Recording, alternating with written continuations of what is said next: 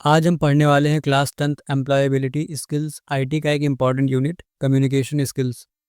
इस वीडियो में हम ऑफिशियल एनसीईआरटी बुक का यूज़ करेंगे। इस चैप्टर में टोटल 7 सेशंस हैं और हम स्टार्ट करने वाले हैं सेशन 1 मेथड्स ऑफ कम्युनिकेशन।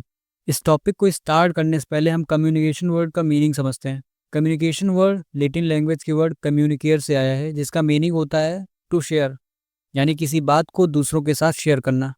जब हम अपने आइडियाज़, थॉट्स या इन्फॉर्मेशन किसी दूसरे पर्सन तक पहुंचाते हैं तो उस प्रोसेस को कम्युनिकेशन कहते हैं। आज के टाइम में इफ़ेक्टिवली कम्युनिकेट कर पाना लाइफ की सबसे इम्पॉर्टेंट स्किल्स में से एक है। चाहे हम लोगों से बात कर रहे हों या कस्टमर के साथ डील कर रहे हों, कम्युनिकेशन स्किल्स हर जगह ज़रूरी होती है। इस मॉड्यूल का मेन एम यही है कि ये हमें अपनी कम्युनिकेशन स्किल्स को इम्प्रूव करना सिखाए, ताकि हम अपनी बात क्लियरली, कॉन्फिडेंटली और इफ़ेक्टिवली दूसरों तक पहुंचा सकें। Clear and concise communication is of immense importance in work and business environment as there are several parties involved। मतलब कि वर्क और बिजनेस इन्वायरमेंट में क्लियर और कंसाइज कम्युनिकेशन का होना बहुत ज़रूरी होता है। इसका मेन रीज़न ये है कि बिजनेस में बहुत सारे लोग एक साथ काम करते हैं, बहुत सारी पार्टीज इन्वॉल्व रहती हैं और इन सब लोगों को हम स्टेक होल्डर्स कहते हैं। स्टेक होल्डर्स जैसे कस्टमर्स, एम्प्लॉयज़, वेंडर्स और मीडिया, ये सब एक दूसरे को रेगुलरली इंपॉर्टेंट इन्फॉर्मेशन भेजते रहते हैं। देखो, अगर कम्युनिकेशन क्लियर और शॉर्ट नहीं होगी तो इन्फॉर्मेशन गलत समझी जा सकती है और प्रॉब्लम्स क्रिएट हो सकती हैं। इसलिए इफ़ेक्टिव कम्युनिकेशन के लिए हमें ये समझना ज़रूरी है कि कम्युनिकेशन के 3 इंपॉर्टेंट पार्ट्स होते हैं, जिसमें से पहला पार्ट है ट्रांसमिटिंग। इस स्टेज में सेंडर अपना मैसेज भेजता है। सेंडर किसी मीडियम का यूज़ करता है, जैसे बोलकर, लिखकर, फ़ोन या ईमेल के थ्रू। दूसरा है लिसनिंग। द रिसीवर लिसन्स और अंडरस्टैंड्स द मैसेज। मतलब कि इस स्टेज में रिसीवर मैसेज को ध्यान से सुनता है या समझने की कोशिश करता है, क्योंकि सिर्फ सुनना काफ़ी नहीं होता, मैसेज को अंडरस्टैंड करना मतलब कि समझना भी बहुत ज़रूरी होता है। तीसरा और लास्ट पार्ट है फीडबैक। इस स्टेज में रिसीवर अपनी अंडरस्टैंडिंग वापस सेंडर को बताता है। ये रिस्पॉन्स ही फीडबैक कहलाता है। और जब सेंडर को फीडबैक मिल जाता है तब कम्युनिकेशन साइकिल कंप्लीट होती है। इसके बाद एक एग्जाम्पल दिया गया है जो एक बुक स्टोर आउटलेट का है। चलो उसको भी देखते हैं। मान लो एक कस्टमर बुक स्टोर में आता है और रिटेल एसोसिएट यानी सेल्स पर्सन से पूछता है। कस्टमर सेल्स पर्सन से कहता है, do you have the text book of beauty therapist published by national council of educational research and training, मतलब एनसीईआरटी। उसके कहने का मतलब होता है, क्या आपके पास ब्यूटी थेरेपिस्ट का टेक्स्ट बुक जो एनसीईआरटी के द्वारा पब्लिश किया गया है अवेलेबल है या नहीं। इसके जवाब में सेल्स पर्सन कहता है, लेट मी चेक, मतलब कि मुझे देखने दो।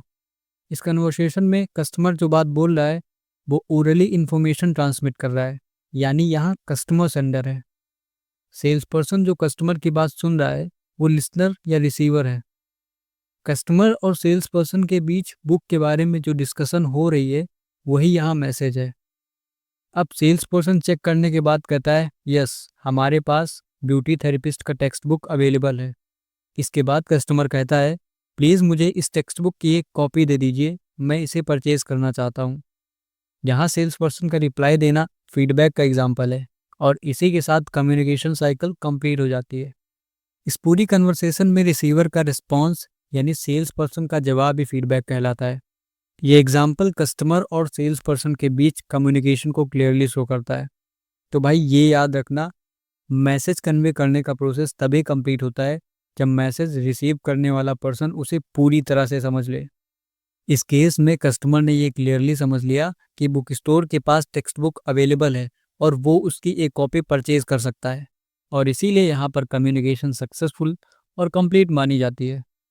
अब हम बढ़ते हैं नेक्स्ट टॉपिक की तरफ। इस टॉपिक में हम समझेंगे कम्युनिकेशन प्रोसेस और एलिमेंट्स को। कम्युनिकेशन साइकिल के कुछ इंपॉर्टेंट एलिमेंट्स होते हैं जो मैसेज को सेंडर से रिसीवर तक इफेक्टिवली पहुंचाने में मदद करते हैं। पहला एलिमेंट सेंडर। ये वो पर्सन है जो कम्युनिकेशन स्टार्ट करता है, यानी कि मैसेज भेजने वाला है। दूसरा एलिमेंट है मैसेज। ये वो इन्फॉर्मेशन है जो सेंडर कन्वे करना चाहता है। मैसेज क्लियर और सिंपल होना चाहिए। तीसरा एलिमेंट है चैनल। ये मीडियम या मीन्स है जिसके थ्रू मैसेज भेजा जाता है, जैसे face to face, phone, email या रिटन नोट। चौथा एलिमेंट है रिसीवर। ये वो पर्सन है जिसको मैसेज भेजा जाता है। चौथा एलिमेंट है रिसीवर। ये वो पर्सन है जिसको मैसेज भेजा जाता है। रिसीवर को मैसेज ध्यान से सुनना और समझना होता है। 5वां एलिमेंट है फीडबैक। ये रिसीवर का रिस्पॉन्स या एक्नॉलेजमेंट है जो सेंडर को बताता है कि मैसेज समझ आया या नहीं आया। जब ये 5 एलिमेंट सही से काम करते हैं तब कम्युनिकेशन साइकिल सक्सेसफुल और कंप्लीट होती है। अब हम नेक्स्ट पैराग्राफ की तरफ बढ़ते हैं। We are constantly use some form of communication. तो इस पैराग्राफ में कहा गया है हम रोजाना किसी न किसी फॉर्म में कम्युनिकेशन यूज़ करते हैं ताकि अपना मैसेज इफेक्टिवली दूसरों तक पहुंचा सकें या भेज सकें।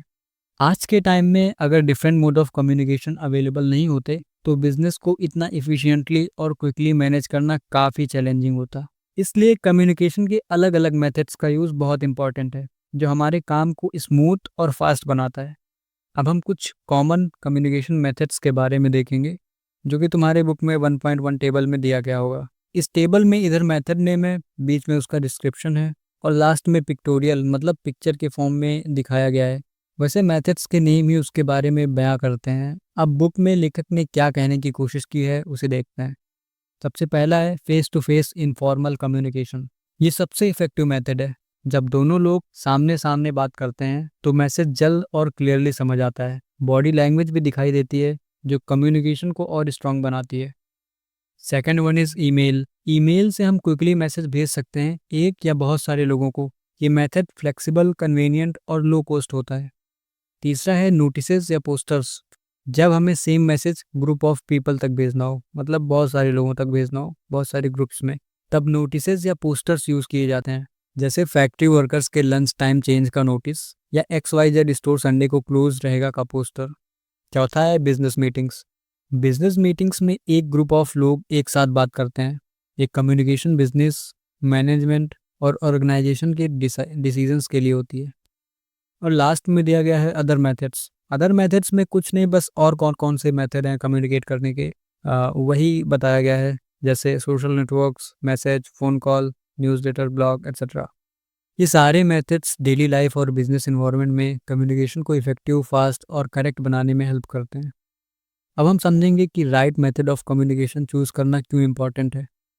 राइट मेथड चूज़ करना डिपेंड करता है कुछ इंपॉर्टेंट फैक्टर्स पे, जैसे कि टारगेट ऑडियंस, किस ग्रुप को मैसेज भेजना है, कॉस्ट, कम्युनिकेशन मेथड का खर्चा, काइंड और टाइप ऑफ इंफॉर्मेशन, क्या मैसेज फॉर्मल, इनफॉर्मल, डिटेल्ड या शॉर्ट है, अर्जेंसी और प्रायोरिटी, कितनी जल्दी मैसेज डिलीवर करना है, ये भी तो इम्पॉर्टेंट है। जो मेथड आप चूज़ करते हो वो डायरेक्टली अफेक्ट करता है आपके रिलेशनशिप्स विद पीयर्स, सुपरवाइजर्स और कस्टमर्स को। इसलिए हमेशा ध्यान रखो कि मेथड सेलेक्ट करने से पहले सब फैक्टर्स को कंसीडर करो ताकि आपके टास्क इफ़िशिएंटली और स्मूथली कंप्लीट हो सकें।